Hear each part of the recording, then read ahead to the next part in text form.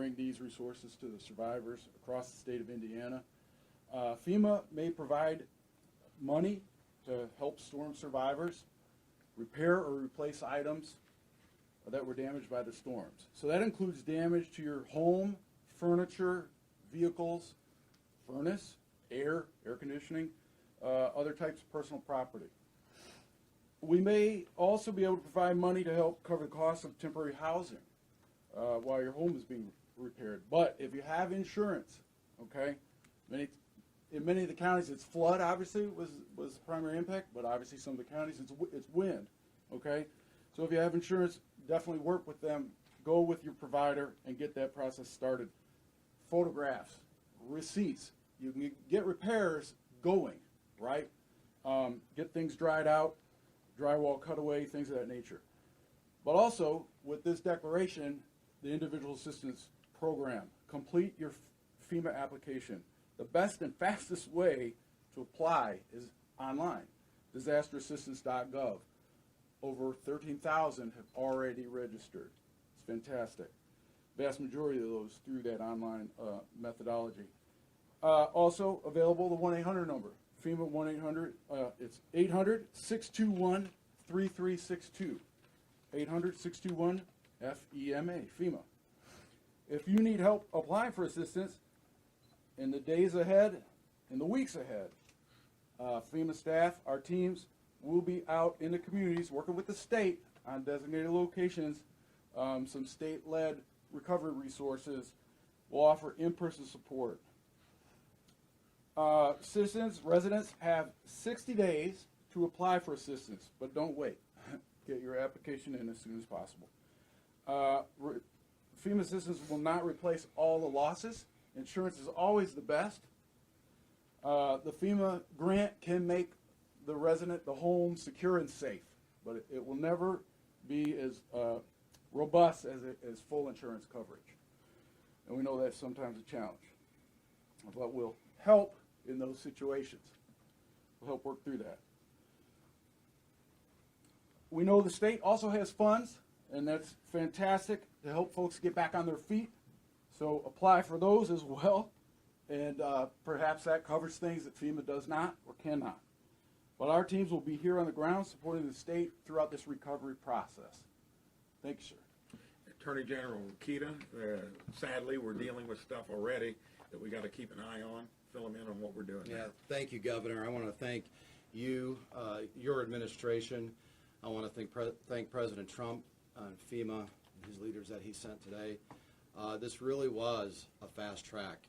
I know the governors certainly had other governors and officials from other states call. They have called me as well, friends we know, and they can't believe how fast this was compared to what was happening sometimes in their own states.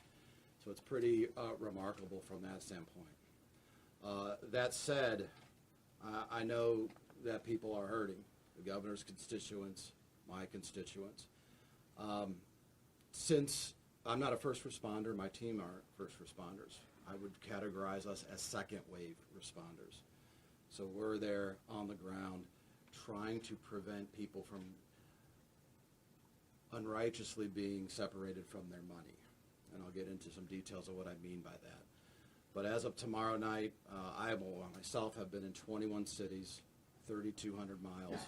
My team, another 7,000 miles and 40 cities total. I've been in living rooms that have been flooded, basements that have been flooded. I've had to give hugs to strangers because that was the best thing to do at the moment. And it was what they needed most at the moment. But now, after living several days with relatives, remember what Benjamin Franklin said about fish and relatives living for more than 3 days with you. You know, those days, that's coming to an end, and people are, I understand, could be getting frustrated. So FEMA comes at the right time to bolster our efforts. All that said, please remember that FEMA may not cover everything. It was just told you. Work with your insurance company first and foremost. Another thing, if you look at this from the perspective of the taxpayer who's funding this, those taxpayers around the state of Indiana and the nation that aren't impacted like some of us were directly, they can't have their money stolen either. And so it's imperative upon the homeowners, it's imperative upon those that have been affected, that you're not leaving your Hoosier common sense at the door when they come knocking on the door. We're at our most weary right now. We're tired. And so when that knock comes, and it's not a FEMA person, but it's maybe someone impersonating a FEMA person, or it's just this contractor who said, you know what, I can make all this pain go away. Just write me a big down payment check. That's when your Hoosier sense has to kick in, and you have to fight that weariness, because they're out there. You'll hear from us in the coming days and weeks about cases that we're starting against tree removal companies, maybe against contractors, maybe some others, as we get facts and we find them from those thousands of miles that we've driven, and from complaints that are coming into IndianaConsumer.com. So be skeptical. Research your contractors. It's best if you know your contractor. If you have, and look, contractors are at a premium. If you have to give a down payment, number one, try to make it as little as possible, and try to do it on the day they come. Under Indiana law, you have 3 days, for whatever reason or no reason at all, to get out of the contract. Use it if you have to. The contract has to have a start date and a completion date. Change orders have to be in writing. If they use subcontractors, that should be in the contract as well. What we've historically seen at the Attorney General's office is basically people who take a down payment and don't come back. Interestingly, I haven't seen that yet as much. We're seeing what seems to be exorbitant pricing. $38,000 for tree removal, $12,000 for tree removal, and they just took some branches. I'm going after those guys. They're going to get subpoenas and letters from me. But now that we have FEMA involved, they're not going to pay for fraud either. So protect yourself and protect other taxpayers by making sure you do your due diligence. Red flags to look out for, then I'll be quiet, Governor. High pressure tactics or insistence in signing immediately. Nothing requires you to sign immediately. Yes, contractors are at a premium, but they're going to be around. Verbal promises instead of written agreements. Offers to waive a deductible, going back to insurance, that's illegal. That's a form of insurance fraud. They have no control over your deductible. Claims that your contractor will hire the entire insurance claim, that's highly suspect. And if your insurance doesn't pay the whole claim, and you signed a big contract thinking you didn't have to worry about the price, but they don't pay the claim, and FEMA doesn't pay the claim, that's all coming back on you. So don't put yourself in that position. We talked about large upfront payments. Don't give it out. Oh, and if you do have to give some kind of down payment, even if it's a slightly extra charge, do it with a credit card, because then you get that credit card's protection for the charges to be reversed in case it is a scam. Requests for multiple referrals or 5-star reviews in exchange for discounts. That should be a red flag. Not illegal, but that should be a red flag. IndianaConsumer.com, 1-800-382-5516. I'm happy to take questions after the governor. Questions? Governor, does the state plan to apply for disaster SNAP for FSSA? So we are already in process of doing that? We are, yeah. So that's handled through the Family and Social Services Administration. That process is beginning as we speak. FSSA will be part of the one-stop shops that we set up around the state. So anybody who's eligible for those disaster benefits can sign up either online or meet with FSSA individuals at those sites when they're up and running. Tell us a little bit more about those sites, where some of the locations you've got finalized hours, and I'm assuming that all this is going to include FEMA as well. Yeah, that's right. So we're working on kind of the initial list of those mobile registration sites right now. Those are being pushed out today. And then we are setting up the fixed sites. Those will be more of the traditional disaster recovery sites that will be located strategically around the state, the populated areas, but obviously we want to go where the damage has occurred as well. So those sites are being finalized, and as soon as we have the list and the dates and the hours of operation, that's going to be a heavy push for media so that our Hoosiers know exactly where they can go in person to meet with those agencies. When it comes to state and FEMA funds, how long can Hoosiers expect to wait before they receive any of that funding? I'll take that one. On the FEMA side, again, that registration process gets things going, and as soon thereafter as possible, it's followed up by a inspection, home inspection service. Again, under FEMA authority, and then that next step ultimately, results in what that individual grant would be for that particular household or individual in that home that was impacted.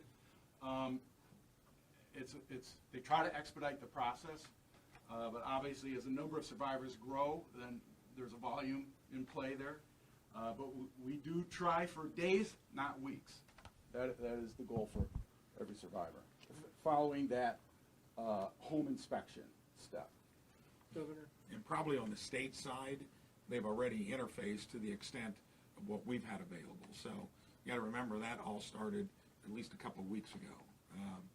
Anything above and beyond the $5,000 we had available probably would be where the federal FEMA side of it kicks in. But there are a lot of ancillary things happening community and county by county in terms of folks offering and donating hotel rooms. Every community is going to be a little different. And then remember this, Northwest, mostly wind, probably mostly insured. And it doesn't bring in the discussion flooding. Flooding, since hardly anybody had it, that is where FEMA will come in, and that's going to be mostly a central Indiana issue. Wind, you should be covered under your normal homeowners, will be in the Northwest. Governor, I know Marion County put in for both the individual and then the government assistance, received the individual assistance. Was curious if there's going to be opportunities down the line as more money is tallied up for them to apply again or to be reconsidered for the other assistance programs, and maybe Fred, if you wanted to run after that. So there's going to be all kinds of ways to cross-fund stuff. The immediate response was mostly going to come from the state, locals. You got to remember the range of potential damages go from $500 million up to maybe 4 or 5. And why is that such a why? Well, you need to look at some of the destruction, especially to public infrastructure. So when it comes to what the city does, since it had a decent amount of damage where it never had been confronted before, you'll have that. The state will be a backup, and then FEMA eventually to both of them. Good question. Fred, can you talk a little bit specifically about yeah. public assistance, how that Absolutely. evaluation process will... This is a very large event, and so, we use rapid assessments to try to expedite the process to get to a declaration. But that said, there are more counties in the governor's request that we haven't fully worked through the process between FEMA and IDHS, working with the counties to gather and collect the documentation. So that is still a work in progress, and we're trying to expedite that. But nothing has been denied out of the governor's original request. Okay. That was a question I was going to ask. You asked originally the governor for 54 counties and the 21 that were first included. Are you expecting most or all of those 54 to be? I think you could say on the balance were the ones that probably had less damage per county. But when you're talking about a system that starts as a derecho, then ends with an ocean of water being dumped, and it was kind of differential along the way. Once it made it through 3 counties in the Northwest, the winds back down to 60 miles an hour. That still can be a lot of damage. And then rainfall really wasn't an issue until it got at the tail end of it. So that is why, to get into more detail on the counties less affected, we'll find out what that adds up to. If I've already been approved for state-level aid through 211, do I need to reapply through FEMA separately? Is there any interface between the state's system and FEMA's in that regard? No, with a new declaration, you have to establish your survivor application number, which you get through registering with FEMA. So it's highly recommended. Everyone in those counties that have been declared for individual assistance, if you sustained any level of damage, register for FEMA. For your FEMA application, if you're a renter, what do you need to submit versus what does your landlord need to submit? So there is documentation, but if you're the affected survivor, renter or owner, register for FEMA assistance. And then as part of that interview, as part of or online, you're answering the questions online. The questions will go based on how you answer. The follow-on questions will come, and that initial registration step, it just gets filled out, and then they have all that basic information. So whether you're a renter, whether you're owner, it's about what happened to you and your contents. I've seen some landlords saying that they have several properties, and because it's not their primary residence, they think that they can't apply for home damage and stuff. Is there any clarity you can provide on that? It's true, the individual assistance program is for the primary resident. So in this case, we're also going to have Small Business Administration, our partner, and so many times those landlords with multiple properties, they will, seek a low interest loan for those situations. Jonathan, I know you guys are still early on in the process of recovery, but in a situation like Conner Prairie or in Indianapolis where floodgates were used, maybe some damage, Conner Prairie, they had some berms that are going to need to be replaced. How quickly is the state going to work with those entities to try and find solutions for those? Immediately. A lot of those projects have already started, and those are projects that we have initiated with the County Emergency Management Agency or with the entity that suffered some sort of damage.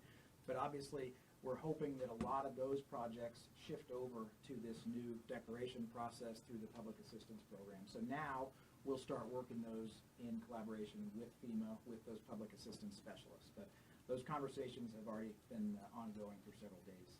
Going back to related to my question about disaster SNAP, have we also begun the process of preparing blanket benefit replacement for people who might have been on various forms of public assistance? Yeah, I think those are all conversations now that are happening. Obviously, some of those are triggered by a federal declaration. And so I think the message is any form of assistance that could potentially be available to survivors is going to be made available. I think that's our goal, and we will check those boxes as we hit those different thresholds and mile markers. But so far, everything that we've experienced and seen come to fruition has been kind of on a rolling basis. So that will be evaluated if it has not already been. Governor, I want to confirm that you believe the possible total damage could be up to $5 billion.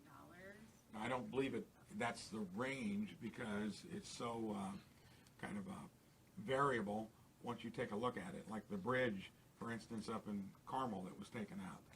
That could be anywhere from 20 million to maybe 30 to 35 million. I mean, bridges are expensive.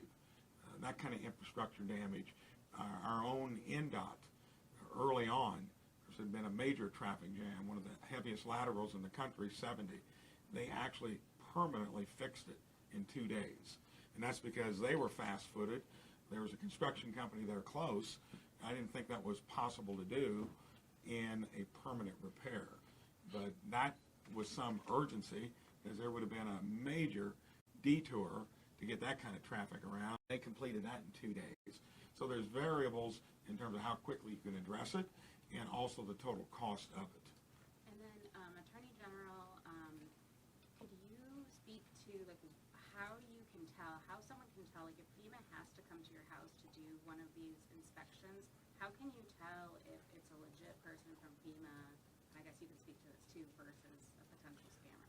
Yeah, a good question. Like I said, we've had a couple FEMA impersonations already, and if not a direct impersonation, they made wide statements like, oh, FEMA will cover this, don't worry about it, just sign here, which is probably even more prevalent. And they have no authority. They don't know exactly what FEMA is going to cover and whatnot. You just heard from the horse's mouth, so to speak, that not everything could be covered, and work with your insurance first, for example.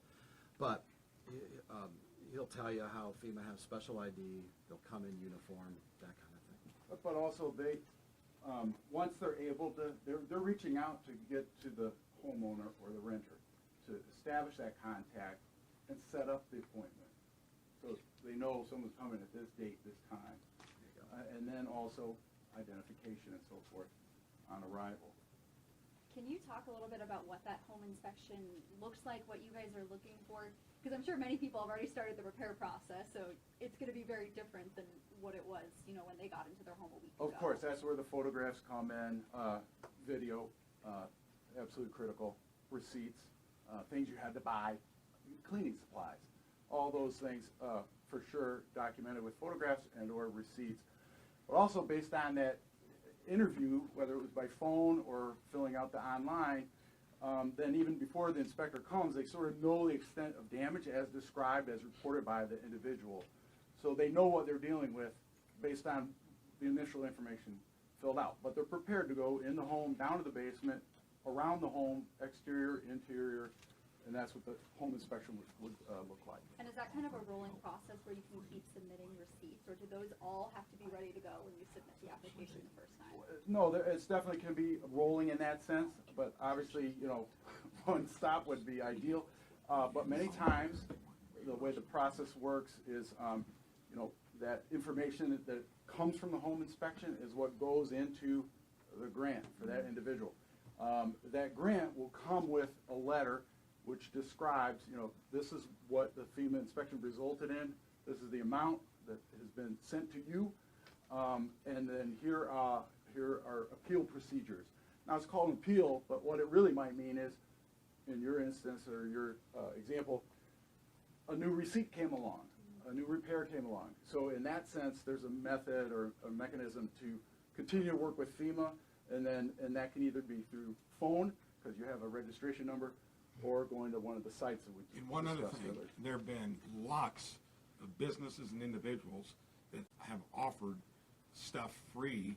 Like Noblesville had like a pantry set up almost from day one. So you'll find, depending on where you're at, it doesn't hurt to check around to see what might be there. Even some hoteliers offering a place to stay, gratis. So I would just exhaust every avenue. It's out there, and your local folks are going to know that before you even have to write a check. Some of that stuff, like cleaning supplies, will be there. Food was there in Noblesville. I'm sure there's some version of that across the state. Related to somewhat to the SNAP on Medicaid, will there be any pause in terminating people from Medicaid or doing waiver assessments in these counties where people are so busy with? That question hasn't been asked before, but I don't know why there would be. I mean, Medicaid is something that you're already on. You should there assume that it would be continuing as is. I don't think there's any interruption in that. Cover all the questions you got? So, Fred, can you really quickly spell your last name for us so we've all got it on tape? Yes, Kaehler, Fred Kaehler. Thanks. Great questions, everybody. Yeah, thank you all, and we'll keep you updated as things roll on. Thanks, Governor.